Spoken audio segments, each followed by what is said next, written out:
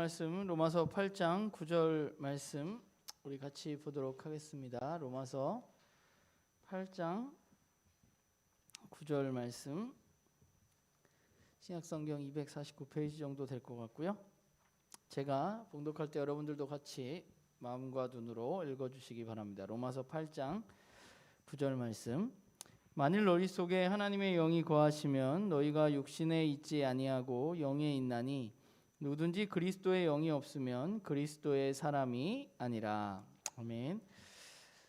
우리가 어떤 새로운 길을 가거나 또는 어떤 일들을 시작하게 될 때 그 일에 있어서 중요한 것은 그 일의 본질에 대해서 우리가 올바로 이해하는 것입니다.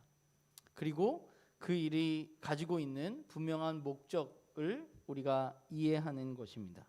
내가 가야 하는 길이 무엇이고 이 길이 어디로 가는 것인지, 그리고 나는 왜 이 길을 가는 것인지에 대해서 우리가 올바로 아는 것은 그 무엇보다 중요합니다.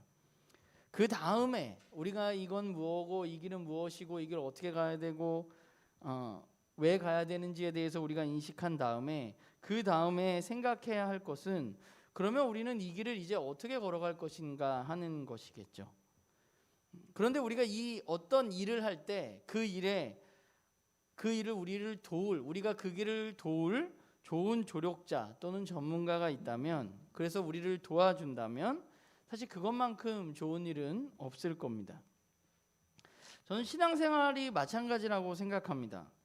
우리는 예수님이 알기 전에 생각지 않았던 길을 걷기 시작했습니다. 이건 그냥 주일날 일찍 일어나서 일요일날 예배당에 나오지 않고의 문제가 아니라, 또는 내가 번 수입의 일정 부분을 하나님께 드리는 그런 부분이 아니라, 우리는 예수님을 알기 전과 예수님을 알고 난 후에 우리의 삶은 완전히 다른 방향으로 걸어가게 됩니다.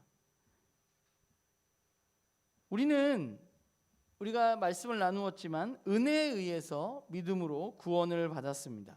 그리고 그 구원의 목적이 나만을 위한 것이 아니라 하나님의 계획 가운데 있다는 사실을 우리는 살펴보았습니다. 그러면 확실히 이제 구원받은 우리는 이제부터 우리는 왜 살아야 하고 어떻게 살아야 하는가, 단지 구원의 확신을 가지고 세상 속에 살면서 교회 빠지지 않고 또는 헌금 잘하고 교회 봉사 열심히 하면서 죽으면 갈 천국을 기다리는 것이 우리의 신앙의 본질인가라는 생각을 해봅니다. 성경이 말하는 바는 분명히 그렇지 않습니다. 우리는 구원을 받았는데 구원에 대해서 오해하는 것들이 있습니다. 많은 사람들이 구원이 굉장히 이례적인 사건으로 생각하는 경향이 있습니다. 내가 죄인임을 고백하고 예수 그리스도를 나의 삶의 구원자도 받아들이는 그 한 번의 고백이면 충분하다고 생각합니다. 또는 내가 세례를 받았으면 나는 이제 죽어서 천국 갈 수 있다고, 나는 구원받은 자라고 확신합니다. 또한 구원의 확신을 가지고 우리는 우리의 삶에 조금 내가 그냥 세상 사람들과 똑같이 살아도 이미 구원을 받은 사람이기 때문에 나는 죽어서 천국 가는 것에는 별 문제가 없다고 생각하면서 살아가기도 합니다. 그래서 많은 사람들이 구원이라는 것에, 우리가 복음을 통해서 구원받은 것에 진짜 진면목을 보지 못하고 그냥 학자들이 이런 말들을 가끔 쓰는데 죄관리의 프로그램 정도로 복음을 생각하는 경향들이 있는 것 같아요. 그러면 우리가 오늘 이 길을 어떻게 걸어갈까에 대해서 이야기를 시작하면서 우리는 먼저 성경은 우리에게 구원에 대해서 무엇이라고 이야기하고 있는가, 그리고 처음 예수님을 믿었던 초대교회 성도들은 구원에 대해서 어떻게 이해했는가, 또 성경의 저자들은 구원에 대해서 우리들에게 무엇이라고 말하고 있는가를 먼저 살펴보면 좋을 것 같습니다. 신약성서의 저자들은 구원을 이야기하면서 구원을 세 가지 시제로 말합니다. 과거, 현재, 미래, 이 세 가지 시제로 구원을 말합니다. 우리는 일반적으로 이미 이루어진 구원, 과거의 구원에 대해서 주로 이야기를 하죠. 그리고 우리가 잘 알고 있는 구원파가 바로 이 이미 이루어진 구원에 굉장히 집착하는 거죠. 언제 몇 시에 어디서 구원받았느냐 하는 것이 중요하다고 말합니다. 우리가 지지난주에 나누었던 에베소 2장 8절이 그것을 매우 잘 보여주고 있죠. 너희는 그 은혜에 의해서 믿음으로 말미암아 구원을 받았다라고 에베소의 바울은 이야기합니다. 그러니까 이미 우리는 은혜에 의해서 믿음으로 구원을 받았습니다. 그리고 이 구절 외에도 굉장히 많은 성경이 우리가 예수 그리스도를 믿었을 때 그 믿음에 의해서 우리는 그분 안에서 이미 구원을 받았다라고 말합니다. 그런데 성경은 이미 구원받았다라는 이야기가 구원에 대한 전부가 아니라 성경은 구원을 현재형으로도 이야기하기도 합니다. 고린도전서 1장 18절을 보면 이렇게 말해요. 십자가의 도가 멸망하는 자들에게는 미련한 것이요 구원을 받는 우리에게는 하나님의 능력이다 라고 말합니다. 여기 뭐라고 말하냐면 구원을 받는 우리라는 것은 현재 진행형 시제를 사용하고 있습니다. 그러니까 현재적인 구원에 대해서 성경의 저자들이 우리에게 이야기하고 있다는 것이죠. 그리고 로마서 5장에 보면 이런 말도 나와요. 우리는 구원을 얻을 것이다 라는 말도 나옵니다. 그러니까 바울은 우리에게 이미 얻은 구원, 우리가 이루고 있는 구원, 그리고 우리가 완전하게 미래에 받을 구원, 이 세 가지 시제로 우리들에게 구원을 이야기해 줍니다. 그런데 이것은 바울뿐만 아니라 베드로의 서신을 봐도 마찬가지고 요한의 서신이나 요한복음을 봐도 마찬가지입니다. 성경은 우리에게 구원에 대해서 이야기하면서 구원의 과거, 이미 받은 구원, 그리고 현재 받고 있는 구원, 그리고 미래에 받을 구원, 이 세 가지 시제를 함께 사용하면서 말하고 있습니다. 그러면 왜 이렇게 혼란스럽게 성경의 저자들은 구원을 과거이면서 현재이면서 미래로 말하고 있는가? 그러면 우리는 구원을 받는 건가? 받고 있는 건가? 아니면 아직 안 받고 받아야 할 것인가? 이런 생각을 하게 되는 것이죠. 이것을 설명하기 위해서는 우리가 잘 알고 있는 꿈에도 나오는 그림표가 우리에게 필요한 거죠. 오늘은 가져오진 않았어요. 여러분들 이제는 머릿속에 다 있다고 제가 생각을 해서 예수 그리스도께서 이 땅에 오셨을 때 우리가 그분을 받아들일 때 우리는 이미 구원을 얻게 됩니다. 그러나 그 구원이 완전한 구원은 아니고 주님이 다시 오실 그때에 그분의 나라가 완전히 회복될 때 그때 우리는 완전한 구원을 얻게 될 것입니다. 그리고 그 구원을 받은 우리가 구원을 받게 될 그 중간에 오늘 저와 여러분처럼 살아가는 우리들에게 그 구원은 계속해서 우리가 누리고 받아가야 할 현재 진행형의 구원을 이야기하고 있는 거죠. 그러니까 성경의 저자들이 말하는 구원은 우리가 이미 구원을 받았지만 또한 여전히 우리가 완전한 구원은 받지 못했고 또한 그렇기 때문에 오늘 우리는 그 구원을 이루어가야 한다고 말하고 있는 것이죠. 대표적인 구절이 빌립보서 2장 12절에 보면 제가 서번역으로 여러분들에게 읽어드리겠습니다.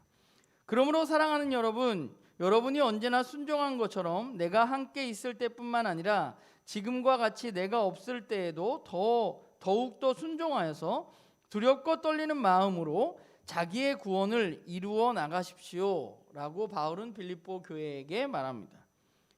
뭐라고 얘기하냐면 구원을 이루어 나가야 한다고 말합니다. 결국 그리스도인들은 어떤 사람들이냐면 이미 구원을 받았고 완전한 구원을 갈망하고 소망하면서 오늘 살아가는 우리들의 구원을 이루어 가야 하는 사람들이 바로 그리스도인들입니다.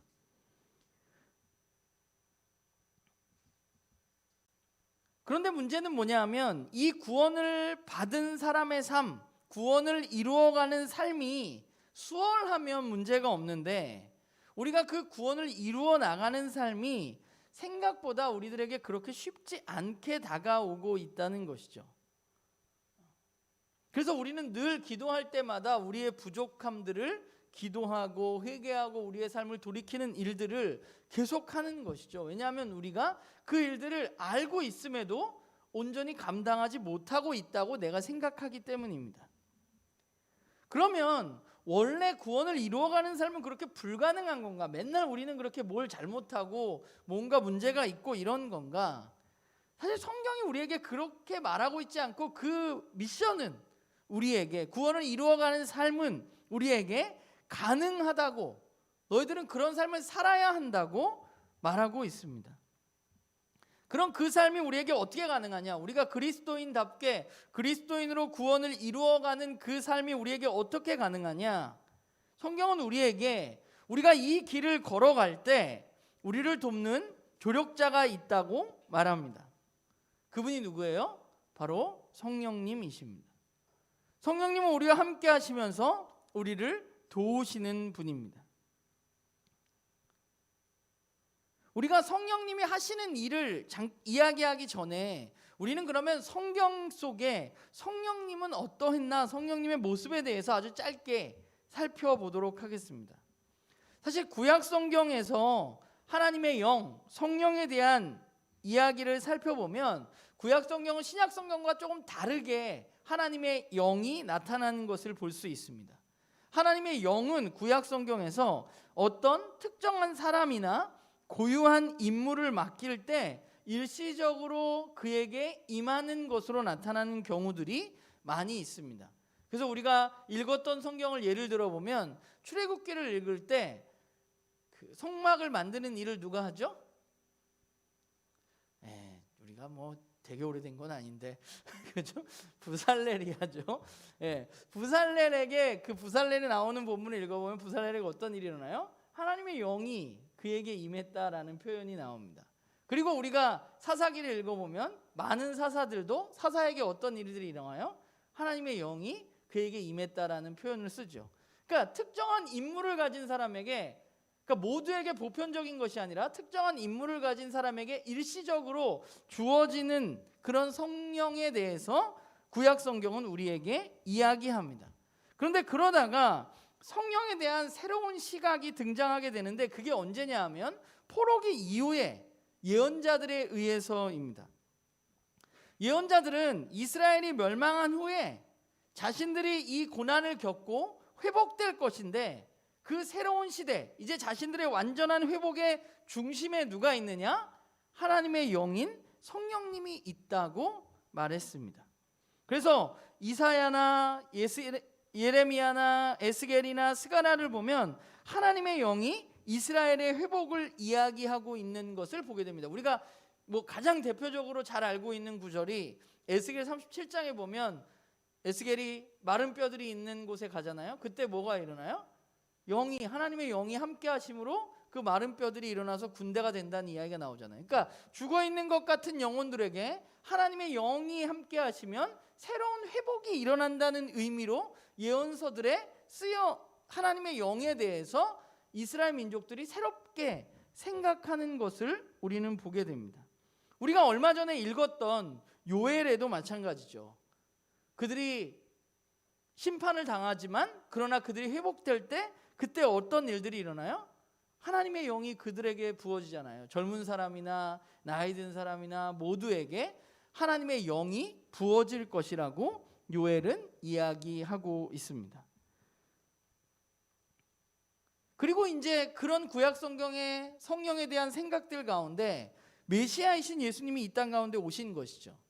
그런데 예수님의 사역과 예수님과 성령은 또 어떤 관계인가 생각해 보면 누가복음에 보면 예수님이 메시아임을 알아본 사람들에 대해서 뭐라고 말하냐 하면 모두 성령이 충만한 사람이다라는 표현을 사용합니다.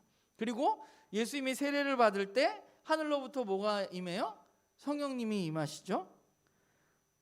그리고 우리가 잘 아는 대로 누가복음 4장에서 예수님이 이제 공생애를 시작하시면서 첫 번째 했던 설교가 이사야 61장 하나님의 영이 내게 임했다. 하나님의 영이 임하시면 포로된 자가 자유를, 이 설교를 예수님이 하시게 되는 거죠. 그러면서 예수님이 뭐라고 얘기해요? 그게 오늘 너희에게 응했다.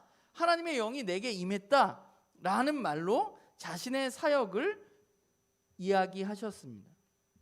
그러니까 예수님은 구약 성경에 가지고 있었던 이제 하나님의 영이 이 땅 가운데 오면 그 하나님의 영을 통해서 이 땅이 회복되어질 것이라는 그 기대 가운데 예수님은 그 약속된 성령을 이 땅 가운데 함께한 성령의 전달자이시고 또 새로운 시대를 사람들에게 열으셨던 분이 바로 예수님이시죠. 그런데 예수님이 제자들과 함께 하면서 자신이 이제 죽고 떠나면서 제자들에게 뭐라고 말씀하세요? 내가 떠나면 성령님이 너희에게 올 것이라고 여러 번에 걸쳐서 이야기하셨습니다. 또한 부활하신 예수님은 제자들을 만나서 제자들이 두려움에 떨고 있을 때 그들에게 뭐라고 얘기하셨냐면 그들에게 숨을 내쉬시면서 이렇게 말씀하셨죠. 너희들이 성령을 받으라 라고 말씀하셨고, 예수님은 이제 부활하신 후에 승천하시면서 제자들에게 너희들이 예루살렘에 머물러서 하나님께 기도하면 너희들에게 성령님이 임할 것이라고 약속하셨습니다. 그러니까 예수님의 사역과 성령님은 뗄 수 없는 거고, 결국 예수님이 떠나시면서 성령님이 제자들의 삶 가운데 찾아왔기 때문에 제자들 그리스도인의 삶 속에서 성령님은 뗄래야 뗄 수 없는 그런 모습인 거죠. 초대교인들도 마찬가지였습니다. 예수님이 떠나시고 제자들이 오순절에 함께 모여서 기도할 때 정말로 예수님이 약속하신 성령님이 그들 가운데 오셨습니다. 예수님과 함께 하시던 그 영이 제자들에게 임하게 되었습니다. 그리고 그 영이 임하자 그들은 뭘 해요? 방언으로 복음을 전하고 사람들이 놀라워합니다. 그러자 베드로가 사람들 앞에서 설교를 하게 되죠. 그런데 그 설교의 말씀은 어디를 인용하고 있느냐 하면 우리가 잘 알고 있는 요엘서 말씀을 인용해서 성령님이 우리에게 임하실 때 젊은이들이 꿈을 꾸고 노인들이 환상을 보고 이 이야기를 베드로는 사람들에게 설교하게 되는 것이죠. 그러니까 제자들은 어떻게 이해했냐면 성령의 오심이 구약의 선지자들을 통해서 약속하셨던 일, 세상의 회복을 이루시는 메시아 사역을 잇는 굉장히 중요한 표지가 되는 것으로 이해했고 그들은 그렇게 선포했습니다. 또 이뿐만 아니라 사도행전 19장에 보면 바울은 에베소 사람들을 만나게 되는데 에베소 사람들이 거기서 예수를 믿고 세례를 받았어요. 그런데 바울이 그들에게 묻죠. 너희들이 성령 세례를 받았느냐라고 얘기했더니 그 사람들이 뭐라 그래요? 우리는 성령을 알지 못한다 라고 얘기했잖아요. 그러니까 바울이 뭐라고 얘기해요? 바울이 그들에게 기도할 때 성령님이 그들에게 임했다는 기록이 사도행전 19장에 기록되어져 있습니다. 그러니까 잘 생각해 보면 그리스도인이 생겨나고 처음으로 예수를 따르고 예수의 제자로 살아가고 예수를 주인으로 살아가는 사람들의 삶을 살펴보면 그들이 그리스도인으로 살아갈 수 있는 것, 그리스도인의 표지가 되었던 것은 뭐냐 하면 첫 번째는 예수 그리스도에 대한 믿음입니다. 그분이 우리의 구원자 메시아라는 사실에 대한 믿음, 그리고 그 믿음의 바탕을 둔 물세례, 그리고 또 한 가지는 뭐냐면 성령을 받는 것이었습니다. 그러니까 초대교회 교인들에게 성령은 그야말로 매우 필수적인 것이었다는 것이죠. 그러니까 우리는 막 이렇게 오늘날은 또 시대 풍조가 좀 바뀌어서 제가 어렸을 때는 막 집회도 많고 막 방언도 못하면 막 욕도 먹고 막 이런 시대를 겪었었는데 지금 우리는 그런 시대를 겪고 있지 않잖아요. 나는 교회에서는 기도도 좀 조용히 하고 막 뭔가 이런 분위기인데, 그런데 성령이라는 것은 우리가 오해하지 말아야 될 것은 성령이 우리에게 뭐 필요 없거나 또는 뭔가 격정적인 것이 아니라 우리가 그리스도인으로 살아가기 위해서는 성령님이 우리와 반드시 함께해야 하고 우리는 그 성령의 힘으로 그리스도인으로 살아갈 수 있다는 것입니다. 오늘 우리가 읽은 본문에도 바울은 그것을 너무 잘 말해주죠. 만일 너희 속에 하나님의 영이 거하시면 너희가 육신에 있지 아니하고 영에 있나니 누구든지 그리스도의 영이 없으면 그리스도의 사람이 아니다 라고 말합니다. 저와 여러분에게 그리스도의 영이 없으면 우리는 그리스도의 사람이 아니라고 바울은 말합니다. 그러니까 당시 예수 그리스도에 대한 믿음이 어떤 지적으로 막 오늘처럼 막 공부를 하고 제자 훈련을 하고 이런 내용만 중요한 것이 아니라 초대교회 사람들에게는 역동적인 하나님의 경험이 그들에게 매우 중요한 요소였고, 성령님이 함께 하셔야 그리스도인다운 삶, 그리스도인의 길을 걸어갈 수 있었다는 것이죠. 오늘 저와 여러분이 그리스도인으로 이 땅 가운데 살아가기 위해서도 마찬가지입니다. 우리들에게는 반드시 성령님이 필요합니다. 이렇게 얘기하면 우리는 늘 이제 고민이 되는 거죠. 난 성령을 받은 건가? 그리스도의 영이 내 안에 있는 건가? 없는 거 아닌가? 나한테 뭐가 나타나질 않는데, 뭐 이렇게 생각할 수 있지만, 사실 우리가 예수 그리스도를 믿고 그분의 자녀가 되었을 때 성경은 우리에게 성령님이 우리 가운데 임하신다, 우리 가운데 오신다라고 말합니다. 우리가 혼란스러운 이유는 뭐냐 하면, 우리는 성령님이 내 삶에 오시면 무언가 굉장히 신령한 경험이라든가 뭔가 막 능력이 나타나야만 된다고 생각하기 때문에 나는 아무 일도 일어나지 않았는데 라면서 성령이 내 안에 계신가 계시지 않은가에 대해서 고민을 하게 되는데, 이런 거는 사실 무속신앙의 어떤 신내림 이런 거를 우리가 자꾸 생각해가지고 뭔가 영험한 거 이런 걸 생각하기 때문에 그런 것이고, 성경은 우리에게 그렇게 이야기하고 있지 않다는 것이죠. 우리가 뭔가를 한다 그래서, 내가 뭐 병을 고치거나 방언을 하거나 어떤 일들을 한다고 해서 성령님이 우리 안에 계시다 계시지 않다라는 것을 증명할 수 있는 것이 아니라고 성경은 분명히 우리에게 이야기하고 있어요. 그러니까 우리는 말씀을 통해서 우리가 예수님을 그리스도로, 예수님을 우리의 메시아로, 구원자로 고백할 때, 그때 그분이 우리 안에 계시다는 사실을 우리는 믿음으로 받아들이는 거죠. 이미 내 안에 성령님이 계시다는 사실을 나는 믿고 살아가는 것입니다. 그러면 성령님은, 내 안에 계신, 우리 안에 계신 그 성령님은 무슨 일을 하시느냐? 우선 첫 번째로 그분은 우리 안에 거하시면서 우리를 진리로 인도하십니다. 성경은 성령님을 진리의 영으로 이야기합니다. 그래서 성령님은 우리에게 진리를 깨닫게 하시고 그 진리의 길로 우리를 인도하시는 분입니다. 성령님은 예수님의 12제자뿐 아니라 예수님을 믿는 모든 이들에게 예수님의 가르침이 어떤 것인지 생각나게 하는 분이죠. 그러니까 우리가 진리 이러면 뭔가 철학적이고 뭔가 공부를 많이 해야 하고 이렇게 생각하는데, 그런 것이 아니라 여기서 말하는 진리는 하나님께 속한 지식이고, 가장 중요한 하나님께 속한 지식은 뭐냐면 바로 예수 그리스도입니다. 그러니까 저와 여러분이 예수님이 하나님의 아들이시구나, 그분이 정말 그리스도구나, 그분이 우리를 구원하시는구나, 그런 깨달음을 얻고 그것을 믿는다면 그것은 성령님이 우리와 함께 하신다는 굉장히 중요한 증거가 되는 것이죠. 그리고 성령님은 우리를 끊임없이 그 진리로 인도하십니다. 예수님을 닮아가고 예수님께로 우리를 인도해 주시는 분이 바로 성령님이십니다. 그리고 또 하나, 성령님은 두 번째로 우리로 하여금 이 땅 가운데 하나님의 일을 하게 하십니다. 하나님의 일은 무언가요? 하나님의 나라를 위해서 우리가 어떻게 살아야 하는지에 대해서 우리에게 알려주시고 보여주시고 우리가 그 길을 갈 수 있도록 도우신다는 것입니다. 아까 얘기했잖아요. 구약 성경에 성령에 대한 예언자들의 생각들이 어떻게 됐어요? 성령님이 임하시면 어떤 일들이 일어나요?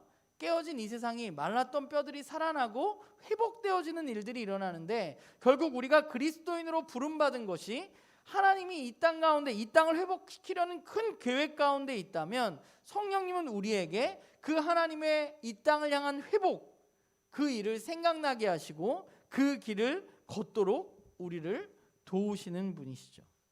그러니까 성령님은 하나님의 일을 끊임없이 우리에게 깨닫게 하십니다.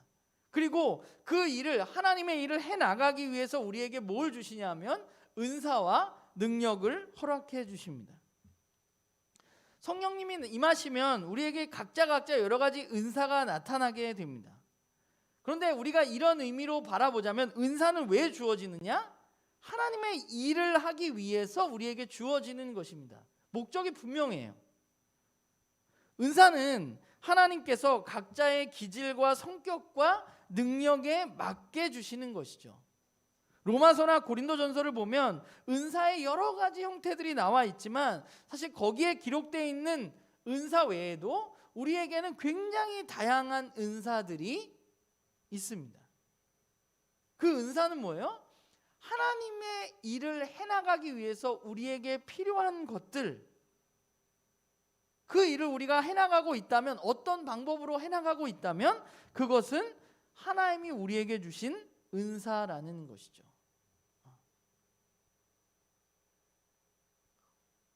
그러니까 우리가 은사에 대해서 좀 오해해서 우리는 뭐 눈으로 보이는 거, 남들이 잘 안 하는 거, 뭔가 신비하고 뭔가 영험해 보이는 거, 그런 거를 우리는 굉장히 사모하잖아요.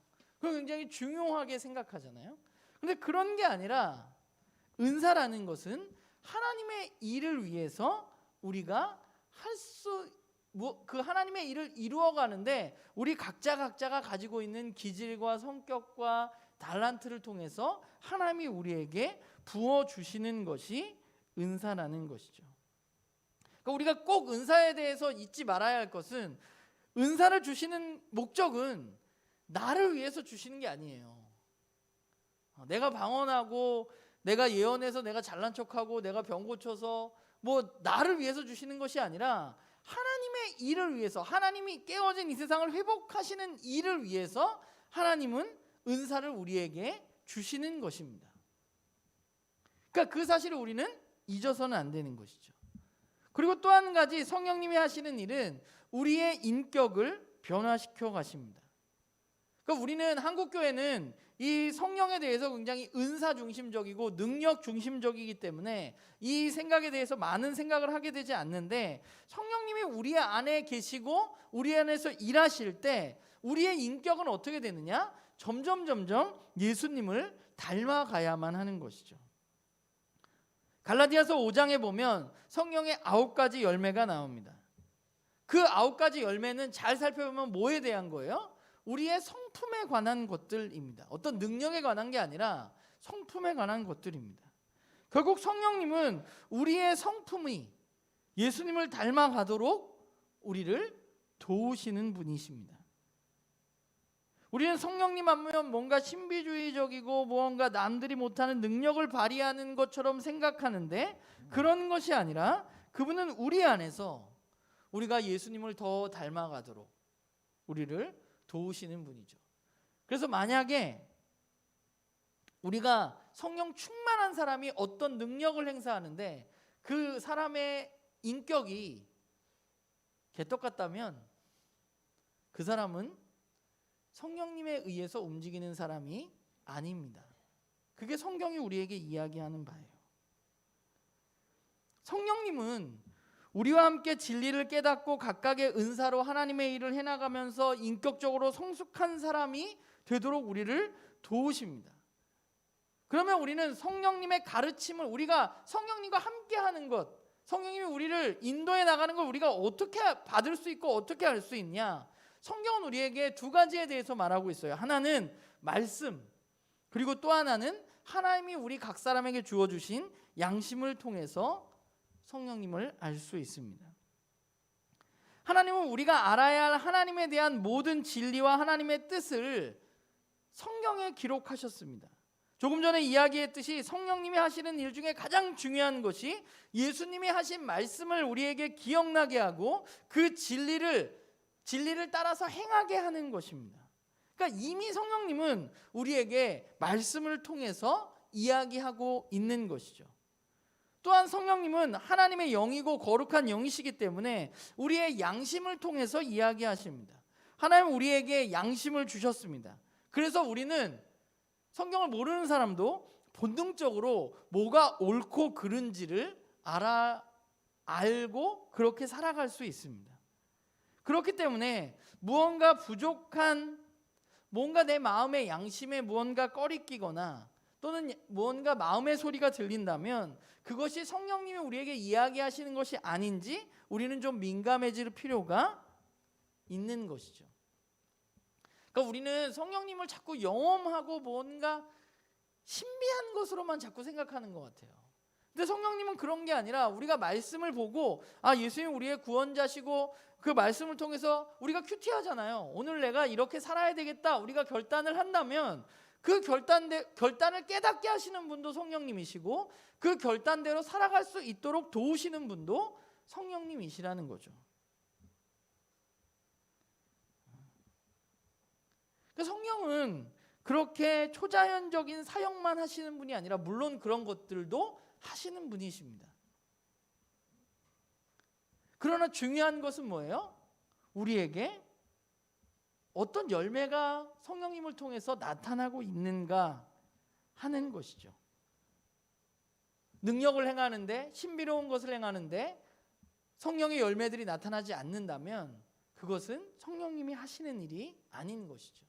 사실 여러분들은 성령님과 함께하는 삶을 어쩌면 이미 다 알고 있을 수 있습니다. 우리는 말씀을 보고 우리가 이렇게 살아야 한다는 것을 어느 정도 다 알고 있습니다. 중요한 건 뭐예요?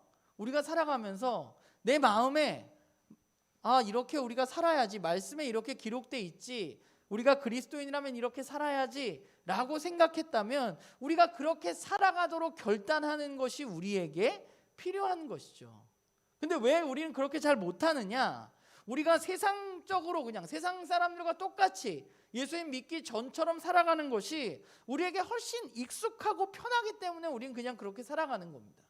그러니까 우리는 성령님과 함께 걸어가는 길을 알고 있으면서도 그냥 행하지 않는 거예요. 그냥 내가 편한 대로, 내가 하고 싶은 대로 살아가는 것입니다. 그러니까 저와 여러분이 성령님과 함께하는 것을 모르는 것이 아니라 그 성령님과 함께하는 삶을 더 심화해 나가야만 하고 그 성령님과 함께하는 삶으로 우리는 선택하고 그 길을 걸어가야만 하는 것이죠. 우리가 그리스도인으로 이 땅에 살아가면서 어떤 사람들은 기쁨도 없고 변화도 없고 세상에 영향력도 끼치지 못하면서 살아가는 사람들이 많이 있습니다. 왜 그러냐 하면 그것은 구원이 이루어져 가지 않고 있기 때문입니다. 구원의 본질을 올바로 깨닫지 못하기 때문에, 그리고 또 하나 구원을 이루어 가시는 성령님의 무지하기 때문에 무기력하고 변화도 없고 영향력도 없고 오히려 손가락질을 받고 이런 삶을 살아가는 것이죠. 성장하지 않으면서 우리의 구원을 이루어가지 않으면서 하나님 없는 세상에서 우리가 그리스도인으로 살아가는 것은 그 무엇보다 힘든 일입니다. 이거는 신앙생활만 열심히 한다고 되는 게 아니라 구원의 본질을 이해하고 성령님과 보조를 맞추는 법을 우리가 익혀나가면서 우리는 이 땅 가운데 그리스도인다운 삶을 살아갈 수 있는 것이죠. 이번 한 주도 여러분들이 그리스도인다운 삶을 살아가는 데 있어서 성령님은 여러분들과 저를 도우시고 알려주실 것입니다. 바라기는 나눔교회 식구들이 이번 한 주 그 성령님이 말씀하시는 것에 얼마나 민감하게 그분이 이야기하시는 것을 선택하고 그리스도인다운 삶을 살아가는지 좀 여러분들이 여러분 스스로를 점검해 보았으면 좋겠어요. 그냥 내 마음대로 그냥 내 마음대로 하지 뭐. 좀 불편해도 괜찮아. 이게 더 좋은데 뭐. 이게 더 편한데. 이렇게 살아갈 것인가? 아니면 성령님이 우리에게 말씀하시고 알려주시는 그리스도인다운 삶, 말씀에서 이야기하는 그 삶을 선택하고 살아갈 것인가에 대해서 여러분들이 여러분들의 삶을 좀 점검하는 그런 우리들 됐으면 좋겠어요. 생각해 보니까 오늘이 2021년 마지막 주일입니다. 2021년이 이제 마무리되고 2022년이 시작되는데 우리의 삶이 2022년에 조금 더 구원을 이루어 나가고 성령님과 조금 더 보조를 맞추어서 함께 그분과 발맞추어 걸어가는 그런 우리 나눔교회 식구들이 되기를 주님의 이름으로 부탁을 드립니다. 기도하겠습니다.